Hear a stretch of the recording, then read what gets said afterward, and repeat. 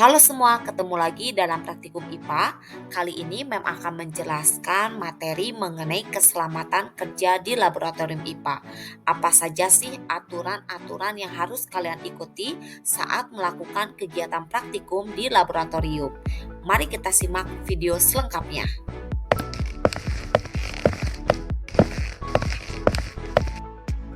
Keselamatan kerja di dalam laboratorium sangatlah penting untuk kita terapkan, karena perlu diketahui bahwa laboratorium adalah suatu tempat di mana kita bisa melakukan praktikum dan pengamatan.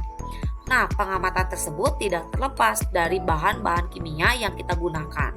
Kemudian ada peralatan yang rawan untuk terjadi kecelakaan, misalnya terjadi kebocoran atau kelalaian kerja.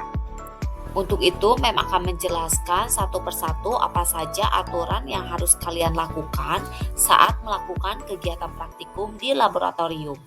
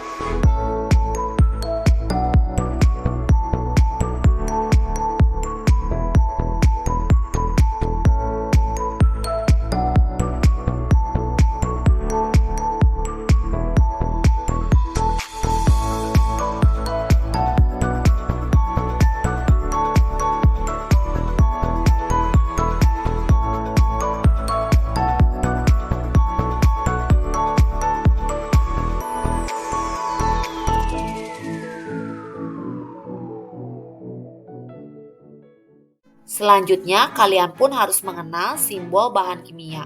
Mari kita simak penjelasannya.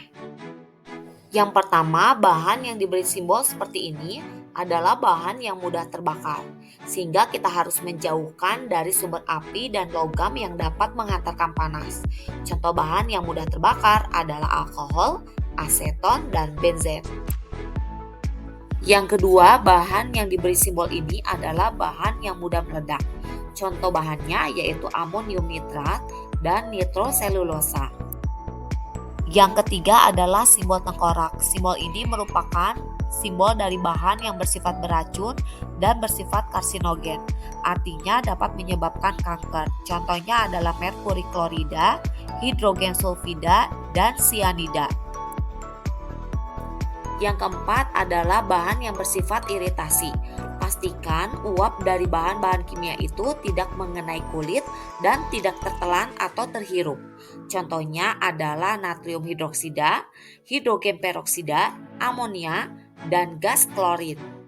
Yang kelima adalah simbol yang bersifat korosif, artinya menimbulkan karat, juga dapat menyebabkan luka jika tersentuh oleh tangan tanpa pelindung.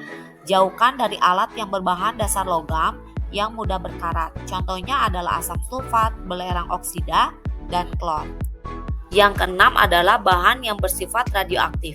Bahan ini harus disimpan dalam botol tebal dan tertutup, dan pastikan tidak mengenai tubuh secara langsung. Contoh dari bahan ini adalah uranium, plutonium, thorium, dan aktinium. Yang ketujuh, simbol ini merupakan simbol dari bahan pengoksidasi. Artinya, bahan atau material yang mudah menimbulkan api ketika kontak dengan material lain yang mudah terbakar dan dapat menimbulkan ledakan. Selanjutnya, simbol ini merupakan simbol dari bahan yang dapat merusak lingkungan. Melepaskan bahan ini ke lingkungan secara langsung, baik itu ke tanah, udara, perairan, atau ke mikroorganisme, dapat menyebabkan kerusakan pada ekosistem. Demikianlah penjelasan mengenai keselamatan kerja di laboratorium IPA.